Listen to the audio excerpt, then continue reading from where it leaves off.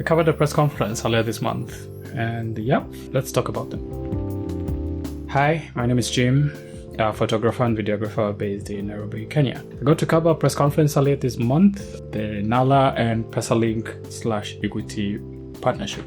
Was it my first press conference to cover? No, I've covered two before, so this was my third, but the first for this year. My first was in Dar, actually.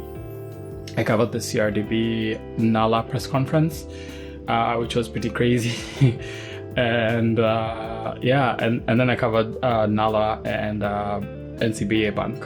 They're all like similar, but they're all also like different in their own way, specifically because of the partners, the location, and also the nature of the event itself. So for instance, like CRDB, they were all like media houses that came through for the event, so it was like pretty crowded, and then you had to like struggle or fight for space, and then you have to also sort out your own audio as well. So for the Pesalink Nala press conference, I used the wireless Go's, the Rode Wireless Pros, and since there were like 3 speakers, I couldn't mic them individually because the set comes in like 2 mics. So what I did was place the mics on the tables and just hope and pray that the audio was great. Because you can see the video right now, the audio is decent, but I did like lots of editing, so I edit all my audio in Audacity. But this one, I had to clean it up using like the AI thingy from Adobe. So Adobe Podcast AI thingy, which does actually a great job. If you can try it out, just give it a shot. I have my reservations about AI, but yeah, I'm actually like impressed. And that's like one AI tool that I use a lot. Learnings from these specific press conference, it's always like nerve-wracking to cover these things. It's sort of different from the fun stuff that I enjoy working on, but there's also like a place for things like, one, it teaches you how to like work under pressure, teaches you to like appreciate like people's work a bit more, because they talk about stuff and you get to learn about stuff that like you had no clue the company was doing, which is pretty cool. And also you get to learn how to like interact with people. Like these are all like, they're not videographers, they're not photographers. They're like entrepreneurs and like co-founders and like MDs and stuff. Like they're the who's who. So learnings, one, I don't know, just so long as you have all your bases covered, everything will just work out.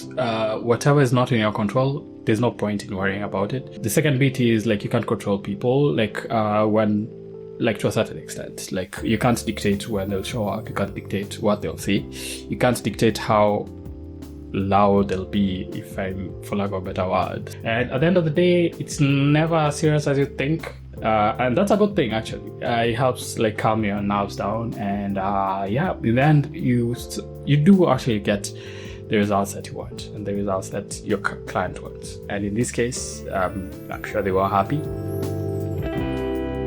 Well, I got like some rounds of feedback. The main one was like the initial cut was like 4 or 5 minutes long, because I wanted to include everything that each of the speakers said, which I felt, in my opinion, was important. But then people do have like different opinions, and which I respect. And also there's context that they have that I don't, as just the guy covering the event. So in this case, I had to trim down the initial cut from like 4 or 5 minutes down to like 90 seconds. And then I just have that for like YouTube. And also like did a vertical cut for socials.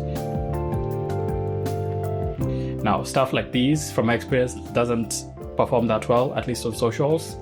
People like the fun meme stuff for at least the socials that I manage.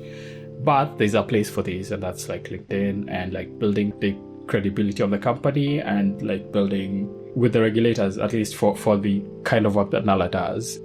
So yeah, there's definitely a place for these. You can't measure it based off of like likes and shares and comments.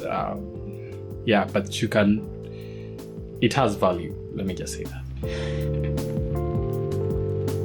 I don't know, what do you think of this type of content? Because to be honest, like this is like the bulk of the work that I usually do.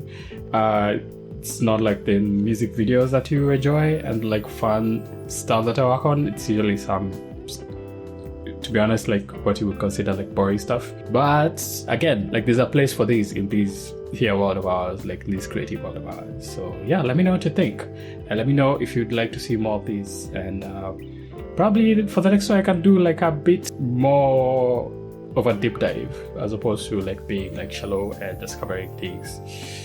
Juju. Yeah, let me know. And on to the next one.